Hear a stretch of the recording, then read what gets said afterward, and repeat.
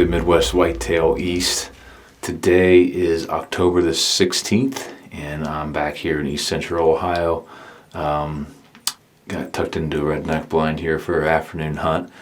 Wanted to update you guys on a little bit of what's going on around here the last week or so. If you've been following along, I have been chasing this deer that I've called the split G2 buck on the south end of our farm. I am currently on the north end of our farm. And if you're asking why, I'll kind of give you a rundown of what went on. I hunted that deer last time I been out was, I think, October the 8th, I believe. And had some recent information of him. And then I didn't have him come in that night, obviously. And then I kept on monitoring trail cameras like I said I was going to, and he kind of went MIA. And all along the back of my mind, that big Tim buck that I had come in on me that first week of October, and I didn't shoot him, I kept on thinking that's kind of the mature deer in the area. That's the dominant deer in the area. Because every once in a while I get a picture of the split G2 buck, and right behind him would be this big Tim buck just kind of nosing him along, like, get out of here. With October progressing and those deer's testosterone rising, my fear was that he would kick him out of the area.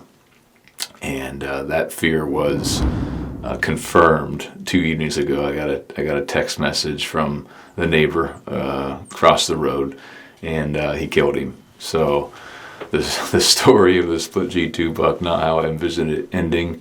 And so the two deer that I was hoping to put a storyline together on this year are both dead already.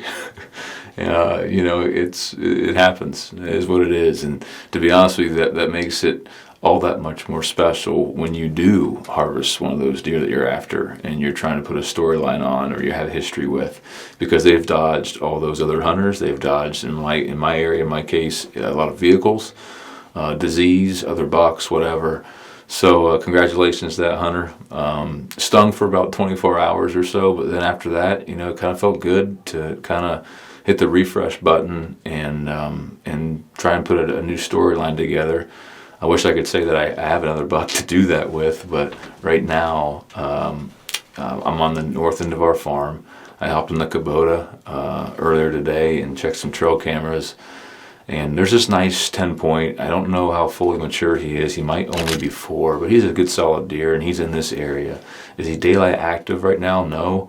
But there's an amazing cold front right now. It rained yesterday.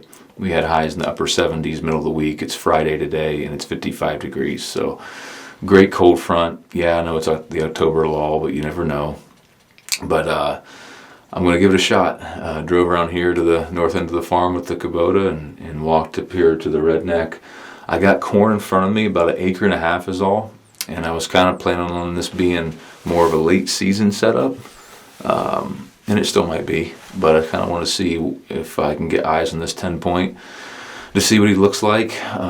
Maybe get a visual of him. And then kind of also to see how this will hunt later in the year with this food source. Hopefully the corn can make it that long toward the end of the rut. But anyway, this is kind of more of an observation set, and I gotta be honest with you, I'm not a big fan of observation sets. When I got a wife and 3 kids at home, 3 young kids at home, I try to make the most of every hunt to where I feel like I'm always in the game.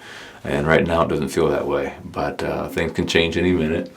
It's getting later into October, so that's exciting. But nestled in here, feels good to be back out. It is an absolute gorgeous day, so I'm going to try to enjoy this and take you guys along for the ride here tonight, and hope to bring you guys some early movement with this cold front. So we will see what happens, guys. I'm excited. It feels good to get back out. A little bit different feeling now that buck's out of the picture, but hey, gotta move on. That's hunting. So here we go.